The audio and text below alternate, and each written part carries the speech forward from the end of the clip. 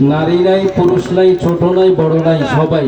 আপনারা শুধু জানেন ওনার কথা, মোহাম্মদ সাদি রহমতুল্লাহ আলাইহির কথা শুধু কালীগঞ্জ নয়, সারা বাংলাদেশ এক নাম যাকে চিনে সে হচ্ছে মোহাম্মদ সাদি রহমতুল্লাহ আলাইহি, ঠিক কিনা? সে মোহাম্মদ সাদি রহমতুল্লাহ আলাইহির আপন ছোট ভাই এবং আমার পূর্বে আপনাদের এই জামিয়াতুল ফালাহ মাদ্রাসার যে প্রিন্সিপাল ছিলেন মুফতি মানসুরুল হাসান নূরী রহমতুল্লাহ আলাইহি, আপন ছোট মামা। আলহামদুলিল্লাহ বলেন। আপন ছোট মামা আমাদের, আমিও ওনাকে মামা হিসাবে সম্বোধন করি, যেহেতু নূরী সাহেব রহমতুল্লাহ আলাইহির খুব কাছের বন্ধু ছিলাম আমি, সেই হিসাবে আলহামদুলিল্লাহ। তো হযরত আমাদের মাঝে উপস্থিত, হযরত খুশি হয়ে বাচ্চাদেরকে কিছু হাদিয়া দিয়েছেন, আলহামদুলিল্লাহ। হযরতের দোয়া এবং ভালোবাসা আমাদের উপর আজীবন, আমরা এই ছায়ার নিচে থাকতে চাই ইনশাআল্লাহ, দেরি করব না। এই পর্যায়ে আমাদের সম্মুখে গুরুত্বপূর্ণ তাকরীর পেশ করবেন হযরতুল আল্লাম মাওলানা লুকমান সাদি সাহেব সিলেট, খতিব কালীগঞ্জ বড় মসজিদ। আমি হযরতের মূল্যবান বয়ান পেশ করার জন্য সবিনয় অনুরোধ জানাচ্ছি।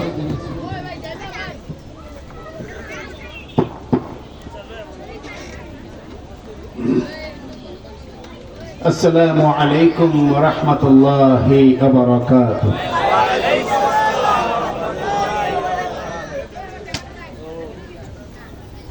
الحمد لله نحمده ونستعينه ونستغفره ونؤمن به ونتوكل عليه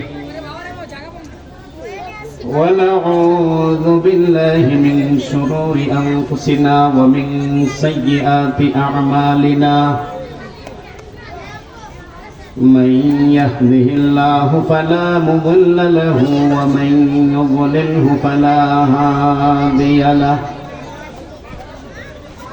ونشهد أن لا إله إلا الله وحده لا شريك له. ونشهد أن سيدنا وسندنا وحبيبنا ومولانا محمدا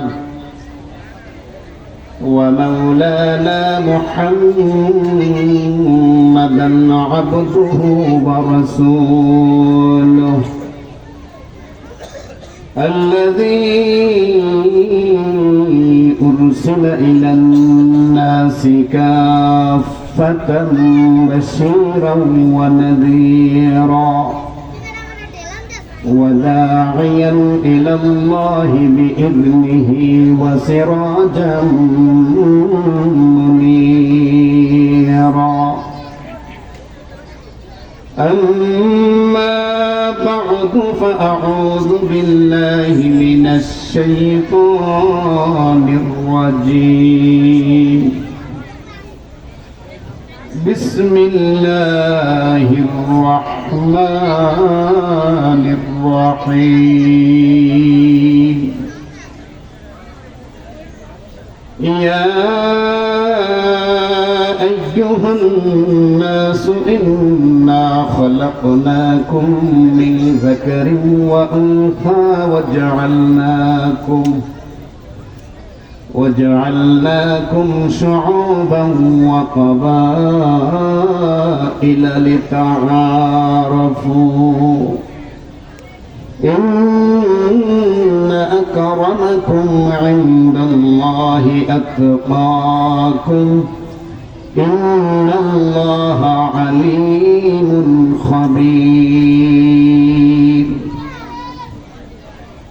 وقال النبي صلى الله عليه وسلم من أحب لله وأبغض لله وأعطى لله ومنع لله فقد استكمل الإيمان.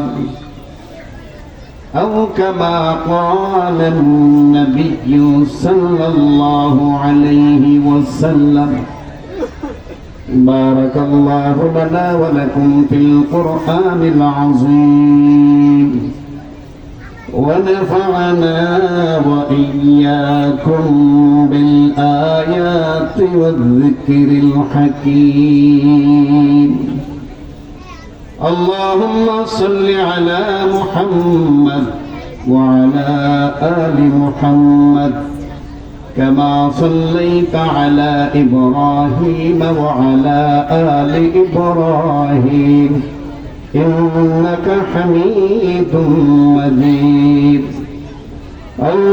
اللهم بارك على محمد وعلى آل محمد كما باركت على إبراهيم وعلى آل إبراهيم إنك حميد مجيد. يا رب صل وسلم دائما أبدا على حبيبك ونبيك خير الخلق كلهم.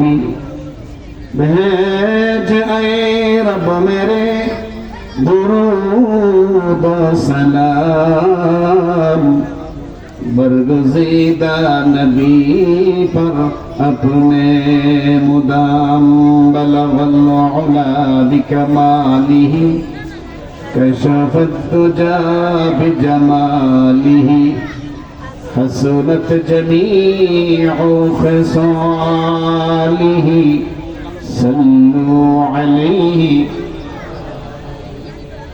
बलगल उला बिकमालिही कशफत दुजा बिजमालिही हसनत जमीउ खिसालिही सल्लु अलैहि। रह गई है रस्म अदा रह गई है रस्म अदा रूह बिलाली ना रही फलसफा रह गया तलकीन गजाली ना रही बलगल उला बिकमालिही कशफत दुजा बिजमालिही हसनत जमीउ खिसालिही सल्लु अलैहि। निहायत काबिल एहतराम मुअज़्ज़ज़ मुकर्रम हज़रत उलमाए किराम सामने समवेत दीन दरदी इस्लाम प्रिय मुसलमान भाईरा पर्दार आড়ালের নেককার মা ও বোনেরা, মহান আল্লাহ তাআলার দরবারে লক্ষ কোটি শুকর আদায় করছি, যিনি জুমার দিনে দিনের বেলা সালাতুল জুমআ আদায় করে রাতের এই প্রহরে কোরআন সুন্নাহর এই বরকতময় মজলিসে একটি নবী কাননের দাওয়াতে এখানে উপস্থিত হওয়ার তৌফিক দিয়েছেন। সেই মহান আল্লাহ তাআলার কৃতজ্ঞতা জানিয়ে তার হামদ প্রকাশ করে সবাই উচ্চারণ করি আলহামদুলিল্লাহ। আমার অনুরোধ থাকবে, মাহফিলের পরিবেশটা কিছুটা এলোমেলো মনে হচ্ছে। ডানে বামে যারা আছে যুবক এবং তরুণেরা, বিশেষ করে স্বেচ্ছাসেবক যারা, তাদের দৃষ্টি আকর্ষণ করে আমি বলছি যে মাহফিলের যে পূর্ণ পরিবেশ একটু মেহনত করলে সেটা ফিরে আসবে ইনশাআল্লাহ। তার মানে কেউ পাশে দাঁড়িয়ে থাকলে তাকে বুঝিয়ে শুনিয়ে বসায় দেওয়া, কোনো আওয়াজ যেন বের না হয়। কোরআনের মাহফিলে ভিন্ন কোনো আওয়াজ যখন তৈরি হয় তখন এটা কোরআনের শানে বেয়াদবি হয়। কোরআনের মাহফিল জমাইয়া কোরআনের মাদ্রাসা প্রতিষ্ঠা করিয়া আমরা কি চাই ওয়াজ মাহফিলের মতো পবিত্র অঙ্গনে কোরআনের সাথে বেয়াদবি করতে চাই? যদি না চাই তাহলে প্রত্যেকেই দায়িত্ব হিসেবে এটা মনে রাখতে হবে, এখানে যিনি মঞ্চে এই মুহূর্তে মাইকের সামনে আছেন তিনি কথা বলবেন, বাকিদের আর কারো কথা বলার এখানে কোনো সুযোগ নাই। তবে যিনি মঞ্চে আছেন ওনার কথার প্রয়োজনে, ওনার কোনো কথার জবাবে যা বলা দরকার সেটা বলাও দায়িত্বের অংশ। কিন্তু মাহফিলের আদব নষ্ট হয়, এর বাইরে কোনো কাজ করা যাবে। আপনারা এতক্ষণ বহু ওলামায়ে কেরামের জবান থেকে মূল্যবান আলোচনা আপনারা শুনছেন, আমার পরেও শুনবেন ইনশাআল্লাহ। আমি আসলে শারীরিক ভাবেও অনেকটা অসুস্থ। আপনারা হয়তো জানেন যে আমি ঐতিহ্যবাহী কালীগঞ্জ বড় মসজিদে প্রথম দিকে দীর্ঘ 9.5 বছর, 10 বছর ছিলাম। পরবর্তীতে 2021 সালে অনাকাঙ্ক্ষিত এক পরিস্থিতির মধ্য দিয়ে আমাকে খুব সাবধানতার সাথে সরিয়ে দেওয়া হলো, এটা আপনারা জানেন। আল্লাহ পাকের অশেষ মেহেরবানিতে আমি গত ফেব্রুয়ারি মাসের 14 তারিখে আবার ঐতিহ্যবাহী কালীগঞ্জ বড় মসজিদের মিম্বরে খুতবা দেওয়ার দায়িত্ব লাভ করেছি। তো এখন আমি সিলেট থেকে সরাসরি প্রতি সপ্তাহে যাতায়াত করি, বৃহস্পতিবারে আসি, জুমাবার থাকি, শনিবারে আবার চলে যাই। আপনারা অনেকেই জানেন ঢাকা টু সিলেট মহাসড়কে কাজ চলছে, 6 লাইনের কাজ চলছে। এই কাজ চলার কারণে যাতায়াত এখন বড় দুর্ভোগ। গতকাল আমি এসেছি প্রায় 14.5 ঘন্টা, যেখানে মাত্র 4.5 ঘন্টার, সর্বোচ্চ 4 ঘন্টার রাস্তা, আমি এসেছি 14.5 ঘন্টায়। আমি আমার বাসা হবিগঞ্জ থেকে কালীগঞ্জ বড় মসজিদে পড়ছি। এখন এখানে 4 ঘন্টার জায়গায় 14-15 ঘন্টা, তার মানে প্রায় 10-11 ঘন্টা বাড়তি। আরো যানজট, প্রচুর যানজট, মারাত্মক যানজট। এর মধ্যে এসি বাস পাওয়া যায় না। সবকিছু মিলিয়ে আমি ভাবছিলাম না যে জুমাও পড়াতে পারবো, কিন্তু আপনাদের দোয়া, আপনাদের সামনে হাদি সাহেব আমার পরিচয় দিচ্ছেন, মাওলানা হাম্মাদ সাদি সাহেবের ছোট ভাই আমি। হ্যাঁ, অবশ্যই মুফাক্কির ইসলাম, তরজমানে আহলে হক আল্লামা হাম্মাদ সাদি রহমতুল্লাহি আলাইহি আমি ছোট ভাই। হ্যাঁ, এটাই সত্য পরিচয়, এটাই বংশীয় পরিচয়, পারিবারিক পরিচয়। কিন্তু এই পরিচয়ের পাশাপাশি এটাও পরিচয় যে আমি বিগত 10 বছর এই কালীগঞ্জ কেরানীগঞ্জের প্রত্যেকটা গলি অলিতে, মহল্লায় মহল্লায় কোরআনের কথাগুলো আমি বলে দিয়েছি। আপনারাই ছিলেন শ্রোতা, আপনারাই ছিলেন আমার মুসল্লি। এখনো আপনারাই কালীগঞ্জ বড় মসজিদের তাফসির মাহফিলে যান, এখনো তাফসির করে আসছি। 50 মিনিট তাফসির করেছি। বহু পুরুষ এবং নারী সেখানে সমবেত হয়েছিলেন। আসছি, তাফসির শেষ করে আসছি। তো আসলে পরবর্তীতে আমি কিছুদিন 6 মাস আগে আসলেও আপনাদের সাথে সম্পর্ক পারিবারিক ভাবে 34 বছর। কারণ মাওলানা হাম্মাদ সাদি রহমতুল্লাহি আলাইহি এই অঞ্চলে 34 বছর আগে এসেছিলেন। 34 বছর আগে, 24 বছর উনি খেদমত করেছেন।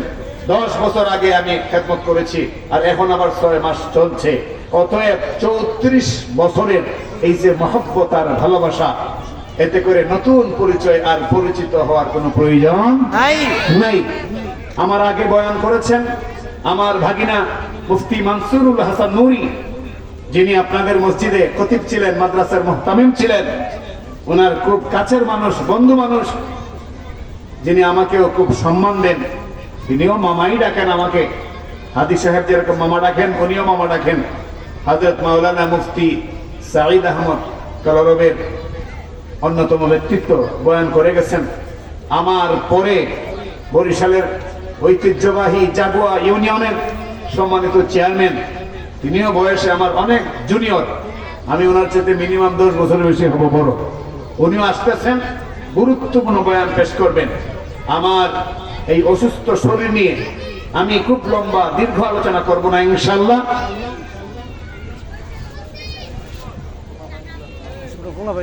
সংক্ষিপ্ত আলোচনা করব, কিন্তু আমার আলোচনার মিজাজ হলো যে বাড়তি কোনো বিষয় ঘটতে পারবে না মাহফিলে। নীরবতা, নিস্তব্ধতা, ভদ্রতা মাহফিলে বজায় রাখলে আমার কিছু কথা বলা সহজ হয়। আমি আবারও অনুরোধ করছি যে মেহেরবানি করে এই আওয়াজটা যেন না হয়, স্বেচ্ছাসেবক যারা তারা খেয়াল করবেন।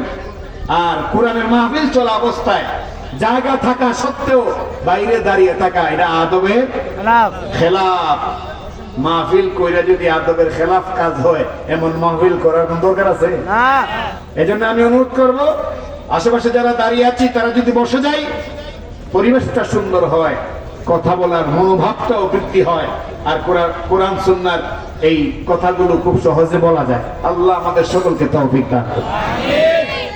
আমি আপনাদের খেদমতে পবিত্র কোরআনুল কারীমের সূরা হুজুরাত থেকে একটি আয়াত তেলাওয়াত করেছি। সংক্ষিপ্ত সময়ে আমি তেলাওয়াতকৃত আয়াতকে সামনে রেখে গুরুত্বপূর্ণ কয়েকটা কথা বলি, আমি আমার বয়ান শেষ করব ইনশাআল্লাহ।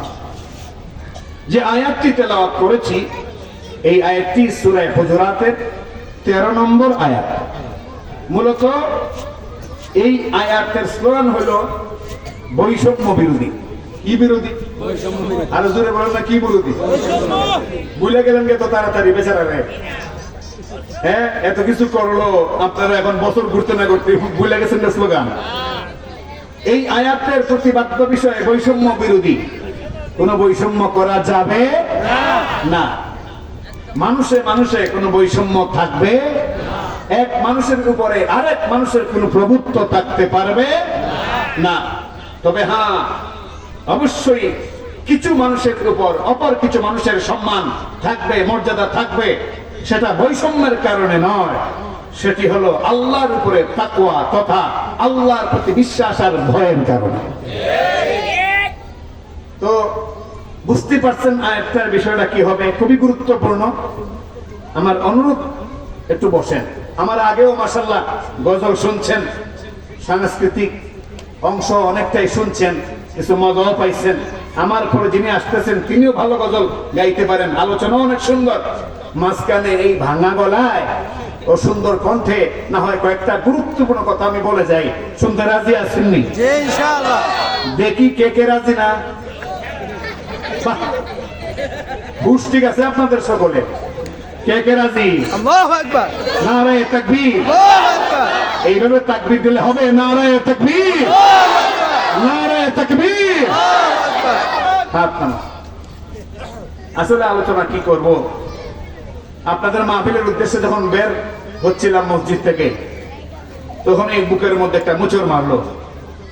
কারণ আমার ভাগিনাকে আপনারা চিনেন, যারা এই মহল্লা এই এলাকার, অল্প দিন আপনাদের এখানে ছিল, বছর দেড় বছর, 9 মাস, মাত্র 9 মাস।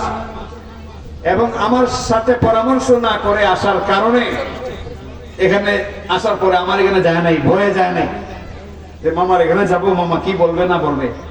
আমাকে না জানাই সে এখানে এসে ইন্টারভিউ দিয়ে আসে, মানে খেদমত বাউ করছে। পরবর্তীতে যখন শুনলাম, এরপর আর সুযোগই হলো না, সে অসুস্থ হয়ে গেল, শেষ পর্যন্ত দুনিয়া ছেড়ে চলেই গেল। আল্লাহু আকবার। আমার ভাইকেও আপনারা এই এলাকাতেই সর্বশেষ গোসল দিয়েছেন, আপনারাই গোসল দিয়েছেন, আপনারাই কাফনের কাপড় পরিয়েছেন, আপনারাই সাথে গিয়া তাকে দাফন করে এসেছেন সেই 2011 সালের 27 ডিসেম্বর। আর আমার ভাগিনাকেও আপনারা এইখানেই গোসল দিয়েছেন, এইখানেই কাফনের কাপড় পরিয়েছেন। আপনারা যেই কাফনের কাপড়টা পরিয়ে দিয়েছিলেন, ওই কাফনের কাপড় সহই তাকে সিলেটে দাফন করা হয়েছে। আমার বোনের ঘরে 2 ভাগনা 2 ভাগ্নি, 2টা ভাগনাই চলে গেল। এই মনসুরের বড় ভাই মাহমুদুল হাসান ফরিদাবাদ মাদ্রাসার মেধাবী ছাত্র ছিল, মেশকাতে পড়া অবস্থায় ইন্তেকাল করছে, মেশকাত শরীফ পড়া অবস্থায় ইন্তেকাল করছে। এরপরে মনসুরকে নিয়ে তার বাপ মার কত স্বপ্ন ছিল, সেও চলে গেল। বিয়ের মাত্র কয়েক মাসের মাথায় দুনিয়া থেকে বিদায় নিল। তার কর্মস্থল এখানে, আমি আসছি বয়ান করার জন্য, আবার আমারও কর্মস্থল এখানে। সবকিছু মিলিয়ে মনের অবস্থা খুবই দুর্বল। এরপরও আপনারা যদি ভদ্রতা, শিষ্টাচারিতা বা মাহফিলের আদবটা ঠিক রেখে বসতে পারেন কয়েকটা মিনিট, এই আয়াতের উপরে গুরুত্বপূর্ণ কয়েকটা কথা বলি, আমি শেষ করব ইনশাআল্লাহ। মুহতারাম হাজিরিন, আমি যে আয়াতটি তেলাওয়াত করেছি সূরা হুজুরাতের 13 নম্বর আয়াত, এই আয়াতে আল্লাহ এই ছেলে এই সামনে যেগুলো বসতে খুব খেয়াল করবেন, একটা যেন আওয়াজ না করতে। আর সারা মাথা ছড়িয়ে ছিটিয়ে আপনি দাঁড়িয়ে আছেন কেন? বসতে পারেন না আপনারা? এত কষ্ট করে সান্দা দিচ্ছেন, এত কষ্ট করে আপনারা এই পর্যন্ত মাহফিলে টিকে আছেন, তো বৈশাখ কিছু আপনার মাহফিলের সামনে আর বাইরে গেলে তো মানে মাসালা ভিন্ন, ঠিক কি না? রাগ করেন না, আবার আপনাদের কল্যাণের জন্য বলছি। মুহতারাম হাজির, তিলাওয়াতকৃত আয়াত আল্লাহ বলেন, ইয়া আইয়ুহান নাস, হে মানব মণ্ডলী, ইন্না খালাকনাকুম মিন যাকারিন ওয়া উনসা, আমি তোমাদেরকে সৃষ্টি করেছি এক জোড়া নরনারী থেকে। এক জোড়া নরনারী থেকে, অর্থাৎ একজন নারী একজন পুরুষ থেকে আমি তোমাদেরকে সৃষ্টি করেছি। মানে আদম আলাইহিস সালাম এবং হাওয়া আলাইহিস সালাম, তাদের এই জোড়া থেকে আমি তোমাদেরকে সৃষ্টি করেছি। ওয়াজআলনাকুম শুউবান ওয়া কাবাইলা লিতাআরাফু, এরপরে আমি তোমাদেরকে বিভিন্ন গোত্র আর বংশে বিভক্ত করেছি। কেন? অহংকার করার জন্য নয়, বিভক্ত হওয়ার জন্য নয়, বৈষম্য তৈরি করার জন্য নয়, আত্ম অহংকারে ফুলে ওঠার জন্য নয়, বরং লিতাআরাফু, একে অপরে পরিচিত হওয়ার জন্য। কেউ খান, কেউ পাঠান, কেউ চৌধুরী, কেউ সিকদার, তরফদার, এই যে বংশগুলো আমি আল্লাহ দিয়েছি, বিভিন্ন গোত্র আর বংশে তোমাদেরকে পাঠিয়েছি, এটা পরিচয় লাভ করার জন্য, অহংকার করার জন্য নয়, বংশ নিয়ে বৈষম্য করার জন্য নয়। ইন্না আকরামাকুম ইনদাল্লাহি আত্তাকাকুম, নিশ্চয়ই আল্লাহর কাছে বংশের কারণে কেউ মর্যাদাবান হয় না, অর্থের কারণে কেউ মর্যাদাবান হয় না, আল্লাহর কাছে সম্পদের কারণে, ব্যাংক ব্যালেন্সের কারণে কেউ মর্যাদাবান হয় না। আল্লাহর কাছে মর্যাদার মাপকাঠি হলো ইন্না আকরামাকুম ইনদাল্লাহি আত্তাকাকুম, তোমাদের মধ্যে সবচেয়ে সম্মানী ব্যক্তি ওই ব্যক্তি যে আল্লাহর দৃষ্টিতে পরহেজগার। যে আল্লাহর দৃষ্টিতে পরহেজগার, সেই হলো সবচেয়ে সম্মানিত ব্যক্তি। ইন্নাল্লাহা আলীমুন খাবীর, নিশ্চয়ই আল্লাহ পাক সব জানেন এবং সব খবর রাখেন। এটি ছিল আয়াতের তর্জমা, সরল তর্জমা। এবার খুব সংক্ষেপে শুনি এই আয়াতটা। এগুলো নিয়ে আসেন, এইভাবে আমি বয়ান করতে পারবো না, ওই জন্য বয়ান শর্ট করে দেব, একদম শর্ট করে দেব। আয়াতের তর্জমা শুনলেন, এবার খুব সংক্ষেপে শোনাই এই আয়াত নাজিলের ঘটনা, যেটাকে শানে নজুল বলে। যে ঘটনাকে কেন্দ্র করে আল্লাহ এই আয়াত নাজিল করেছে। এই আয়াত আল্লাহ নাজিল করেছিলেন মক্কা বিজয়ের দিন। আওয়াজ করে বলেন তো কোন দিন? আরো উচ্চ আওয়াজে সবাই মুখ খুলে বলেন তো কোন দিন? মক্কা বিজয়ের দিন এই আয়াত আল্লাহ নাজিল করেন। কখন? রাসূল করিম সাল্লাল্লাহু আলাইহি ওয়াসাল্লাম যখন মক্কায় ঢুকলেন, 10,000 সাহাবী নিয়ে ঢুকলেন। আল্লাহর হুকুমে মাত্র 10,000 সাহাবী সঙ্গে নিয়ে এই মক্কা বিজয় লাভ করলেন। আল্লাহু আকবার বলে। এই আওয়াজে না ওই বড় মসজিদের ইয়ার মানুষ শুনে যেন দৌড় দেয়। আল্লাহু আকবার বলে। কয় হাজার? 10,000 আল্লাহ বিজয় লাভ করে দিয়েছেন। বিজয় লাভ করার পর পয়গম্বর আলাইহিস সালাম হাবশী গোলাম নবীজির মুয়াজ্জিন বেলালকে বললেন, আইনা বেলাল, বেলাল তুমি কোথায়? লাব্বাইকা ওয়া সাআদাইকা ইয়া রাসূলুল্লাহ। বেলাল রাদিয়াল্লাহু আনহু কাছে এসে বললেন, ইয়া রাসূলুল্লাহ, আমি হাজির, বলুন কি করতে হবে? নবীজি বললেন, এক কাজ করো, কাবা শরীফের ছাদে উঠে তুমি আযান দেও। কাবা শরীফের ছাদে উঠে আযান দেও।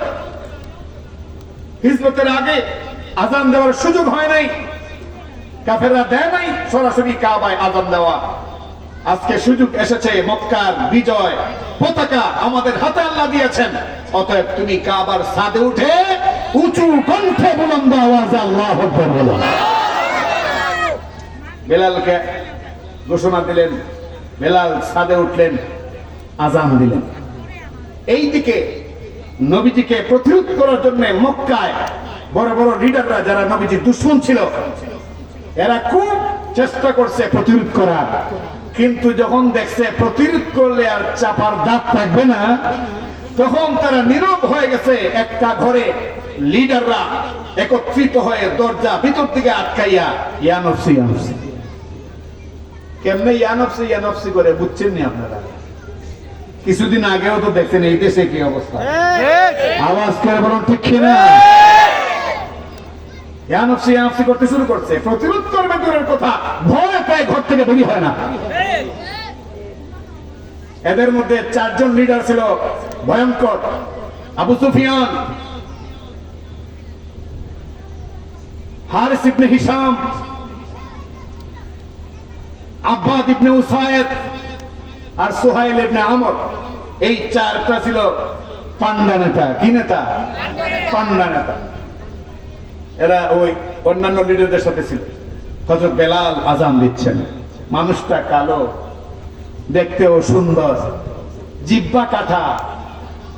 মনিব উমাইয়া ইবনে খালফ, সে টুট কেটে দিয়েছিল উনি সামাদ সামাদ বলার অপরাধে, আহাদ আহাদ বলার অপরাধে। তিনি বন্ধ করেন নাই, আহাদুন আহাদুন বলা বন্ধ করেন নাই। টুট কেটে দিয়েছে, পুড়ে দিয়েছে। এরপরও জবান দিয়ে বের হয়েছে আহাদুন আহাদুন আহাদুন। ওই বেলালের শিক্ষা আমাদেরকে গ্রহণ করতে হবে। মামলা হবে, হামলা হবে, পাকমা দিয়ে আপনাকে বের করে দেওয়া হবে মসজিদ থেকে, মাদ্রাসা থেকে। আপনাকে দ্বীনি কাজে বাধা দেওয়া হবে। এরপরও কোমরে আবার গামছা বেঁধে ওহদানিয়তের দাওয়াত নিয়ে সমাজে বের হয়ে যেতে হবে। কারণ চোখে চক্ষু দেখলে হবে না। আওয়াজ করে বলুন ঠিক কিনা? হযরত বেলাল এরপরও আহাদুন বন্ধ করেন নাই, টুট কেটে দিয়েছে। এই কারণে তিনি আশহাদু বলতে পারেন না, বলেন আসাদু আসাদ, উচ্চারণ করতে পারেন না। এই বেলাল রাদিয়াল্লাহু তাআলা আনহু তখন আযান দিচ্ছেন মক্কা বিজয়ের দিন। আল্লাহু আকবার, আল্লাহু আকবার, আল্লাহু আকবার, আল্লাহু আকবার। মুহতারাম হাজিরিন, গোটা মক্কায় বিলালের আওয়াজ ইতারে পাতারে পৌঁছে গেছে। গোটা মক্কায় তখন একটা হই হুল্লোড় পড়ে গেছে।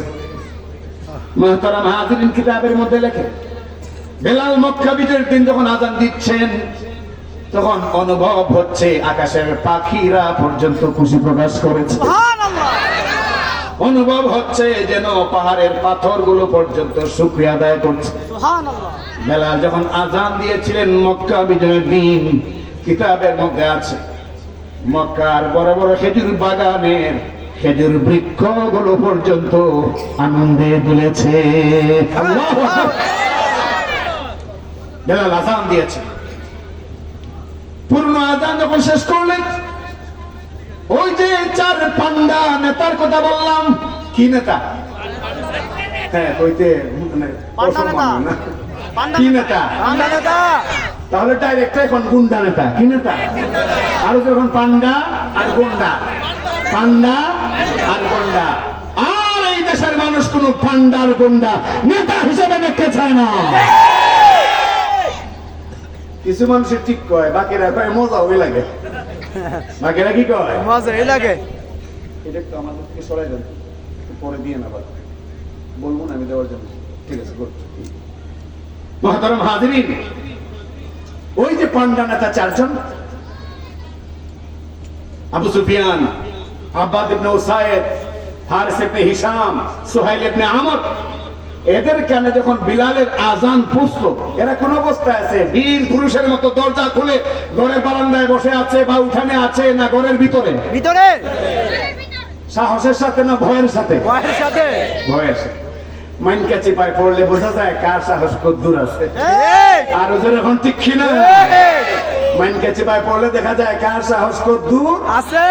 আলেমদেরকে বলা হয় এদের সাহস নাই, এদের মানে প্রভাব নাই। অথচ আলেমরাই পৃথিবীতে প্রত্যেকটা কঠিন মুহূর্ত জাতির সামনে পূর্ণ বুক ভরা সাহস নিয়ে দাঁড়িয়েছে। মুহতারাম হাজিরিন, ওই যে 4 নেতা ভিতরে ছিল, যখন তাদের কানে আওয়াজ গেল, আওয়াজ যাওয়ার পরে এরা মন্তব্য করলো, আব্বাদ ইবনে উসাইদ বলল, আল্লাহর শুকুর, এই বেলালের আজান, বেলাল তো কয় নাই, বেলাল কইছে, কি কইছে ওটা তো আমরা বলতে পারি না। বললো এই বেলালের আজান শোনার আগেই যে আমার বাবা দুনিয়া থেকে বিদায় হয়েছে, এই জন্য শুকুর। নাউজুবিল্লাহর ধ্বনিতে এত আসতে দিল, বেলালের জন্য কি একটু মায়াও হইল না? কয় আমার বাপ এই হাবশী গোলাম বেলালের আজান শোনার আগে যে মরছে, এই জন্য আমি আল্লাহর শুকরিয়া আদায় করি।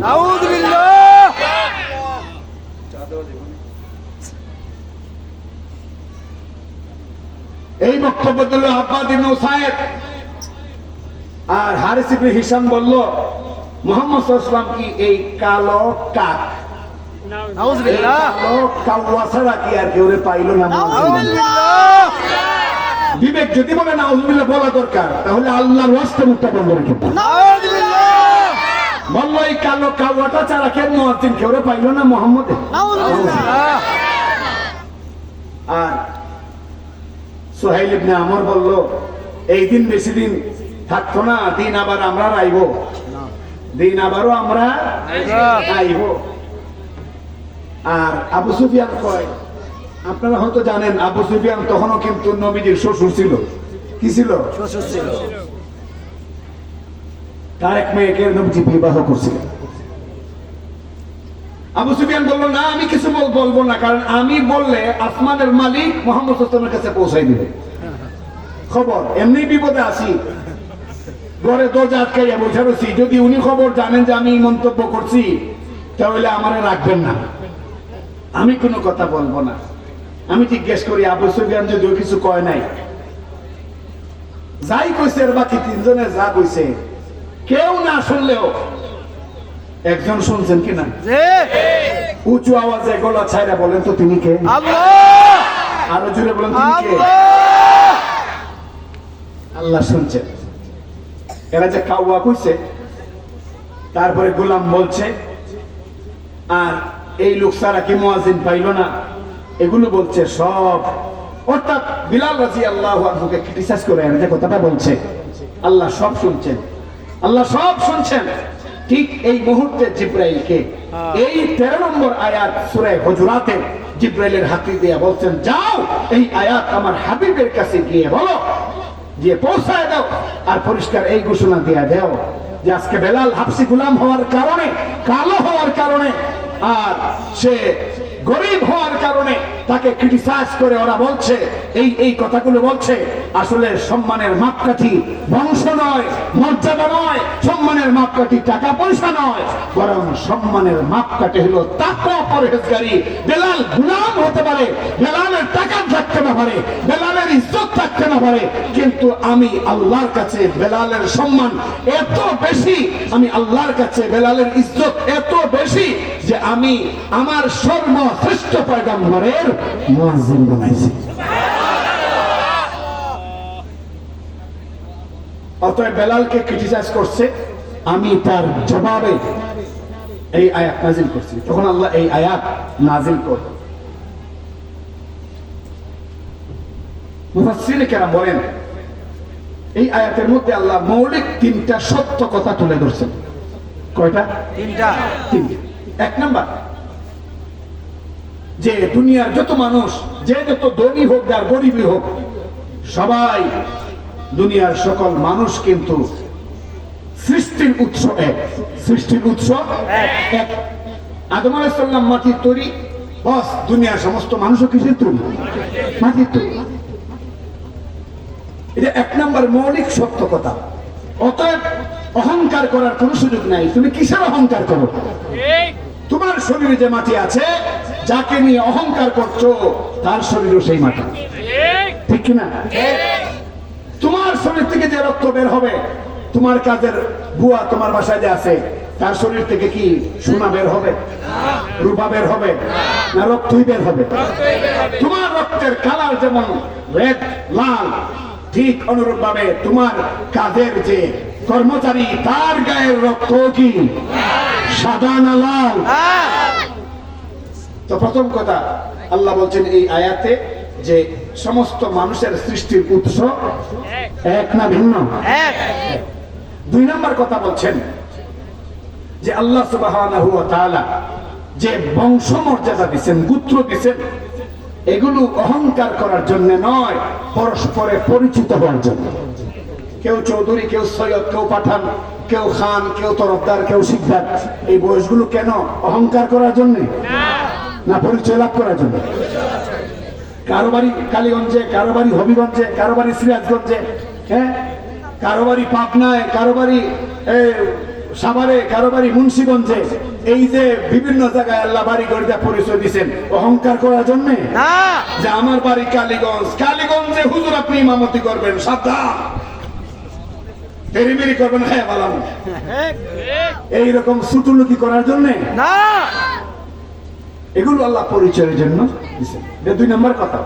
আর 3 নম্বর কথা যে সম্মানের মাপকাঠি টাকা নয়, পয়সা নয়, ব্যাংক ব্যালেন্স নয়, স্থানীয় কিংবা ভাড়াটিয়া নয়, সম্মানের মাপকাঠি হলো তাকওয়া। তাকওয়া পড়েছে, এই তাকওয়াটা হযরত বেলাল রাদিয়াল্লাহু আনহুর মধ্যে কি পরিমাণ ছিল। আমি 2-1টা উদাহরণ দেব, 2-1টা উদাহরণ যার ব্যাপারে আয়াতটাই নাযিল হয়েছে, যাকে কেন্দ্র করে। ওনার বিষয়ে 2-1টা কথা না বলে বুঝবেন না। তো কে ছিলেন হযরত বেলাল? অথচ গোলাম কালো, আরে আমি লুকমান সাদিকি কালো, আমার চেয়ে কোটি গুণ কালো ছিলেন হযরত বেলাল রাদিয়াল্লাহু আনহু। এরপর ওনার সম্মান কত। নবীজি একদিন বললেন, বেলাল এই ফ্যানটা আমার একটু ক্ষতি হইতেছে, ঘুরাই দিতে ভালো না, আমার কণ্ঠে একটু সমস্যা করছে, আপনাদের আবার কষ্ট নেই, আপনারা বলছেন একটু পিছনে বসবে। ঠিক আছে, ঠিক আছে। নবীজি একদিন বেলালকে বললেন, বেলাল গত রাতে আমি স্বপ্নে জান্নাত পরিভ্রমণ করেছি। ওই জান্নাতে ভ্রমণ করতে গিয়া বেলাল রে আমি তোমাকে দেখেছি। রে বেলাল, ওই জান্নাতে যাওয়ার পরে যখন ঢুকলাম, জান্নাত সফর করব, যখন সফর করতে শুরু করলাম, রে বেলাল তখন আমি লক্ষ্য করলাম আমার সামনে সামনে পায়ে খরম দিয়া তুমি হেঁটে যাচ্ছ। রে বেলাল, জান্নাতে আমার আগে আগে খরম পায়ে, কাঠের জুতা পায়ে দিয়া এরকম তুমি ঘুরছো। রে বেলাল, কেন এমনটা দেখলাম, কারণটা কি বলো তো একটু, তোমার কি কি আমল আছে? আল্লাহু আকবার। বিলাল রাদিয়াল্লাহু আনহু তখন হাসি মুখে বললেন, ইয়া রাসূলুল্লাহ, আমার কি আর আমল থাকবে? আমি একজন গোলাম, আমি একজন গোলাম, আমি সাধারণ মানুষ, আমার কি আমল থাকবে? নবীজি বললেন, বেলাল এই কথা আর বইল না, তুমি গোলাম, তোমার কোনো সম্মান নেই, তোমার কোনো ইজ্জত নাই, এই কথাটা আর বইল না, বলো আগে কি কি আমল করো।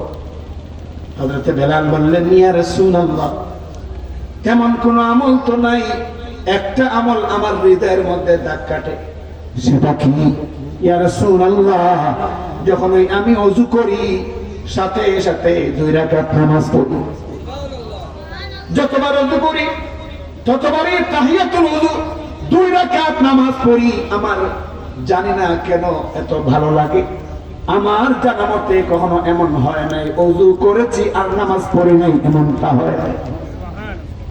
নবীজি বললেন, রে বেলাল, হ্যাঁ বুঝতে পেরেছি, এই জন্যই হয়তো আল্লাহ সুবহানাহু ওয়া তাআলা তোমার এত সম্মানের মর্যাদা দিয়েছেন। মক্কার কাফেররা তোমাকে কাওয়া বললেও, কাক বললেও, মক্কার কাফেররা তোমাকে গোলাম বললেও, রে বেলাল রাদিয়াল্লাহু আনহু, আমি তোমাকে শোনায়া যাই, জান্নাতে আমার পাশে তোমার বসবাসের ব্যবস্থা করে দেবেন আল্লাহ। জান্নাতে আমার পাশে তোমার ব্যবস্থা আল্লাহ সুবহানাহু ওয়া তাআলা করে দেবেন। তো বেলাল গোলাম ছিলেন, তারপরে এত সম্মান কে? এখানে কিছু ক্রিটিক্যাল প্রশ্ন আছে, ছোট ছোট প্রশ্ন আপনাদের মনে রাখতে পারে। জান্নাতে নবীজির আগে বেলাল হাসছেন, তাহলে দেখা যায় বেলালের সম্মান বেশি। নাউজুবিল্লাহ, বেলালের সম্মান বেশি না পয়গম্বরের সম্মান বেশি? কয় লক্ষ বেলাল এক জায়গায় করলে পয়গম্বরের সমান সম্মান নেব? হ্যাঁ, জীবনেও হবে। তো বেলালের সামনে সামনে হাঁটলেন। কেউ যদি একটু বেশি বুঝে আবার কয় না বেলালের সম্মানও বেশি, তাহলে কি ইমানদার থাকবে না পথভ্রষ্ট হয়ে যাবে? তো ঘটনা কি এখানে? ঘটনা হইল, আসল ঘটনা হইল, দুনিয়ার জীবনে বেলাল রাদিয়াল্লাহু আনহুর ডিউটি ছিল, নবীজি যখন মসজিদ থেকে বের হতেন বা হুজরা থেকে মসজিদে আসতেন, হযরত বেলাল একটা লাঠি নিয়ে সামনে সামনে থাকতেন। কোন বিচ্ছু, সাপ কিংবা কষ্টদায়ক কোন জিনিস রাস্তায় থাকলে সরাই দিতেন। এইটা ছিল বেলালের ডিউটি। বেলালের এই ডিউটির প্রতি আল্লাহ সম্মান দেখাইয়া জান্নাতে নবীজির আগে আগে হাঁটার এই যে একটা ছায়া, এই যে একটা অবয়ব নবীজিকে দেখাইছেন, এটা বুঝাইছেন নবী তোমার বেলালের ডিউটি আমার কাছে এত পছন্দ হয়েছে, এই জন্য জান্নাতের মধ্যে আমি তোমাকে এটা দেখাইয়া পরিচয় করাই দিলাম, এটা বেলাল। আর কিছু নাই, এই ঘটনা। তিনি ছিলেন মুয়াজ্জিন, আর রাসূল করিম সাল্লাল্লাহু আলাইহি ওয়াসাল্লাম ছিলেন ইমাম, পয়গম্বর, আখিরি জামানার পয়গম্বর, সমস্ত নবীদেরও যিনি মুরব্বী, মুহাম্মাদুর রাসূলুল্লাহ সাল্লাল্লাহু আলাইহি ওয়াসাল্লাম। মেরাজের রজনীতে আদম আলাইহিস সালাম থেকে নিয়ে ঈসা আলাইহিস সালাম পর্যন্ত সমস্ত পয়গম্বর যেই পয়গম্বরকে ধন্যবাদ জানিয়েছেন, প্রশংসা করেছেন, সেই নবী হযরত মুহাম্মদ সাল্লাল্লাহু আলাইহি ওয়াসাল্লাম হলেন ইমাম, আর তার মুয়াজ্জিন হলেন গোলাম বেলাল, গোলাম হাবশী বেলাল। চিন্তা করছেন বৈষম্য আছে? বলেন বৈষম্য আছে? আল্লাহু আকবার। কতটা সম্মান আল্লাহ দিয়েছিলেন। সম্মান নির্ণীত হয় তাকওয়ার ভিত্তিতে, বাহুবল, অর্থবল, জনবলের কারণে নয়। আরেকটা ঘটনা আপনাদেরকে শোনাই। হযরত বিলাল, রমজান মাস, বিলাল রাদিয়াল্লাহু তাআলা আনহু তিনি মুয়াজ্জিন, আল্লাহর নবী মসজিদে নববীর ইমাম, খতিব। এখন রাসূল করিম সাল্লাল্লাহু আলাইহি ওয়াসাল্লাম খানা খাইতেছেন, সাহরি। হযরত আলী রাদিয়াল্লাহু আনহু সাথে নিয়ে, আর আলকামা নামে একজন সাহাবী, ওনাকে সাথে নিয়ে নবীজি সাহরি খাইতেছেন খাসির রান দিয়া, খাসির রান। তো বেলাল তো মুয়াজ্জিন, আসলেন আজান দিয়া দিবেন। ওনার ধারণায়, বেলালের ধারণায় সাহরির টাইম কি শেষ, তো আজান দিবেন হযরত বেলাল রাদিয়াল্লাহু তাআলা আনহু। ভাবলেন আজান যখন দিমু তার আগে দেখি আমার ইমাম সাহেব। ইমাম সাহেব কে? সাইয়্যিদুল মুরসালিন, শফিউল মুযনিবিন, মুহাম্মাদুর রাসূলুল্লাহ সাল্লাল্লাহু আলাইহি ওয়াসাল্লাম। ভাবলেন দেখি আমার ইমাম সাহেবের কি অবস্থা। ওনার খাওয়া দাওয়া শেষ হয়েছে, গিয়া দেখেন নবীজি মাশাআল্লাহ তিনি হযরত আলীকে নিয়ে আর আরেকজন সাহাবীকে নিয়ে খুব মজা করে রান খাইতেছে, ছাগলের রান চিবাইতেছে। বেলাল রাদিয়াল্লাহু আনহু বললেন, ইয়া রাসূলুল্লাহ, সাহরির সময় শেষ, ওগো আল্লাহর নবী তাড়াতাড়ি করে আপনি খাওয়া দাওয়া বন্ধ করুন, সুবহ সাদিক হয়ে যাচ্ছে, তাড়াতাড়ি খাওয়া দাওয়া বন্ধ করুন। নবীজি হাত দিয়ে ইশারা দিলেন, বেলাল, তার মানে কি তুমি যাও, তার মানে কি তুমি যাও। বেলাল আসলেন, আজানের প্রস্তুতি নিচ্ছেন, আজান দিয়া দিবেন। হাত ও কানের লতি পর্যন্ত নিয়ে আসছেন। তখনই আবার মনে হলো একটু আগে খাওয়া দাওয়া দেখছি, আবার গিয়া দেখি, এরপরে আজানটা দেখি। আবার আসলেন, এসে দেখেন প্রিয় নবী মুহাম্মাদুর রাসূলুল্লাহ সাল্লাল্লাহু আলাইহি ওয়াসাল্লাম তিনি আগের মতো তিনি খানা খাচ্ছেন, সাহরি খাচ্ছেন। বেলাল রাদিয়াল্লাহু আনহু তখন বললেন, ইয়া রাসূলুল্লাহ, একটু আগেও আমি আপনাকে সতর্ক করে গেলাম, আপনি এখনো খাচ্ছেন। ওগো আল্লাহর নবী, আল্লাহর কসম করে বলছি সাহরির টাইম নাই, তাড়াতাড়ি করে হাত উঠান। আল্লাহর নবী তখন হাত উঠিয়ে ফেললেন আর বললেন, বেলাল রে, তোমার কারণে খানা খাইতে পারি নাই, তোমার কারণে আজকে সাহরিটা মজা করে খাইতে। বেলাল বললেন, ইয়া রাসূলুল্লাহ, আমার সমস্যা কি, আমি কি করলাম, সময় নাই তাই বলছি। তখন নবীজি বললেন, রে বেলাল, সময় আছে, সময় ছিল। প্রথমবার যখন আইসা বলছো সাহরির টাইম শেষ, তখন অনেক টাইম বাকি আছে। এবার যখন আইসা বলছো সাহরির টাইম শেষ, তখন অনেক টাইম বাকি ছিল। কিন্তু তুমি যখন বলছো আল্লাহর নামের কসম। তুমি যখন বলছো আল্লাহর নামের কসম, তখন আল্লাহ পাক রব্বুল আলামিন তোমার কসমের মূল্য রাখতে গিয়া সময় থাকা সত্ত্বেও আজকে সাহরির টাইম এখানেই সমাপ্ত করে দিয়েছে।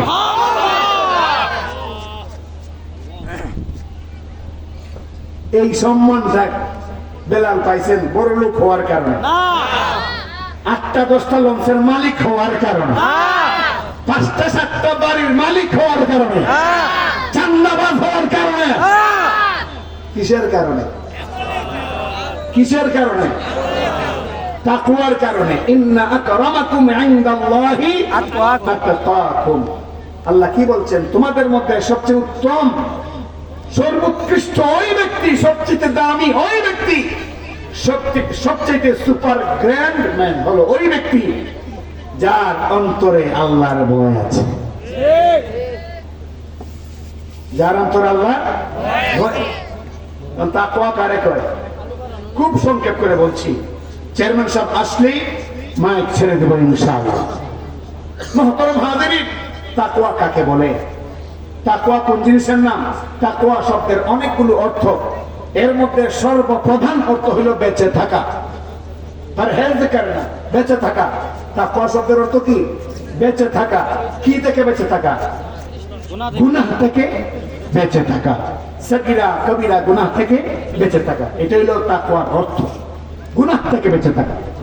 হযরতে উমর ফারুক রাদিয়াল্লাহু আনহু একদিন কাব রাদিয়াল্লাহু আনহুকে বললেন, ও ভাই কাব, তাকওয়া কোন জিনিসের নাম? আমার একটু উদাহরণ দিয়ে বুঝাই দেন তো। কাব বললেন, ওমর, তুমি কি কখনো খুব ঝুঁকিপূর্ণ রাস্তা অতিক্রম করেছো? কখনো কি কণ্টকাকীর্ণ রাস্তা পার হয়েছো? কখনো কি তুমি খুব ঝুঁকিপূর্ণ রাস্তা অতিক্রম করেছো? যদি করে থাকো কিভাবে করছো? উমর বললেন, হ্যাঁ, তুমি তো যখন তুমি এই রাস্তা অতিক্রম করেছো তো কিভাবে করেছো? তখন হযরত উমর ফারুক রাদিয়াল্লাহু আনহু বললেন, খুব সাবধানে, সন্তর্পণে, নীরবে, নিস্তব্ধে, খুব সতর্ক হয়ে রাস্তা অতিক্রম করেছি, যেন আমার কাপড়ে কোনো কাঁটা না বিধে, আমি যেন আক্রান্ত না হই, আমি যেন কোনোভাবেই কোনো ক্ষতিগ্রস্ত না হই, এইভাবে হেঁটেছি। এদিকে তাকান, এদিকে তাকান, চেয়ারম্যান সাহেব তো আসতেই আছে। আপনারা কালীগঞ্জের শ্রোতা হয়েছে, এগুলো না বুঝেন, এত বছর ধরে আপনাদেরকে তালিম দেওয়া হয়। মুহতারাম মেহমান তো আসতেছে দেখেন, আমি তো ইতিমধ্যে 2-3 বার বলেই ফেলেছি। এখন মাহফিলের দিক থেকে বাদ দিয়া ওই দিকে তাকানো, এটা তো আদবের খেলাফ হয়। আমরা সবাই শুকর আদায় করছি আলহামদুলিল্লাহ। আলহামদুলিল্লাহ। চেয়ারম্যান সাহেব আসছেন, তিনি বয়ান পেশ করবেন। আলেমরাও চেয়ারম্যান হয়, কি কন? ঠিক ঠিক দিয়ে আসতে কোন, বেশি মজা লাগতেছে না। ঠিক। আলেমরা চেয়ারম্যান হলে লাভ না লস? আলেম যদি মন্ত্রী হয়, আলেম যদি এমপি হয়, আলেম যদি সমাজ করতে হয়, যারা বলবে আলেম চেয়ারম্যান হলে, মন্ত্রী হলে, এমপি হলে জাতির উন্নয়ন হবে না, এরাই জাতির সবচেয়ে বড় দুশমন। চেয়ারম্যান সাহেব আসছেন, বয়ান করবেন, এখনই ছেড়ে দিব আমি, কথাটা শেষ করি। হযরত কাব রাদিয়াল্লাহু আনহু বললেন, ওমর, তখন তুমি কিভাবে ওই রাস্তা অতিক্রম করো? উমর বললেন, খুব সাবধানতার সাথে আমি রাস্তা চলি, যেন আমার কাপড় না ছিঁড়ে, শরীর যেন আহত না হয়। কাব বললেন, হযরত কাব রাদিয়াল্লাহু আনহু বললেন, ওমর, এটার নামই তাকওয়া, এটার নামই তাকওয়া, এটার নামই তাকওয়া। দুনিয়ায় চলবা, গুনাহের রাস্তা থাকবে, সুদখোর ডাকবে, ঘুষখোর ডাকবে, তোমাকে নাস্তিকরা পর্যন্ত ডাকবে। এই সব রাস্তা বাদ দিয়ে সলফে সালেহীন, ওলামায়ে কেরাম, বুজুর্গানে দ্বীন, ইমাম, খতিব, সর্বোপরি কোরআন এবং সুন্নাহর পথে সাবধানতার সাথে তুমি চলবে, এটার নামই তাকওয়া। এটার নামই কি? গা ভাসাইয়া দিবে না, অমুক ভাইয়ের চরিত্র ফুলের মতো পবিত্র, নামাজ নাই বেরক্ত, মুখে গন্ধে মদের গন্ধ, তালে তালে চললাম, এমন যেন না হয়। তো তাকওয়া হলো গুনাহ থেকে বেঁচে থাকা, নিজেকে সুরক্ষিত করা।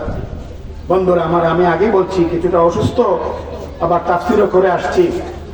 আর চেয়ারম্যান সাহেব আসবেন 11টার আগে আমাকে জানানো হয়েছে। তারপরেও কিছুটা সময় পরে এসেছেন, আলহামদুলিল্লাহ। এখন তিনি বয়ান পেশ করবেন। আমি কেরানীগঞ্জের পক্ষ থেকে জাগুয়ার চেয়ারম্যান মহোদয়কে আমি মোবারকবাদ জানাই, আপনাদের পক্ষ থেকে মোবারকবাদ জানাই। এবং সাথে সাথে এইটা আমরা ওনাকে শুনিয়ে দিতে চাই যে আপনার মতো আরো যারা ওলামায়ে কেরাম চেয়ারম্যান আছেন, আমরা তাদের জন্য দোয়া করি। যারা আগামীতে মন্ত্রী এমপি হবেন তাদের জন্য দোয়া করি। আপনারা কাজ করে যান, আপনাদের সাথে গোটা বাংলাদেশ আছে। বাংলাদেশকে দেখিয়ে দিতে হবে, নতুন একটা বাংলাদেশ তৈরি করতে হবে। ওই নতুন বাংলাদেশ তৈরি করতে গিয়ে যদি আপনাদেরকে রাজপথে আহ্বান করা হয়, কে কে তখন আলেমদের সাথে থাকতে রাজি আছে?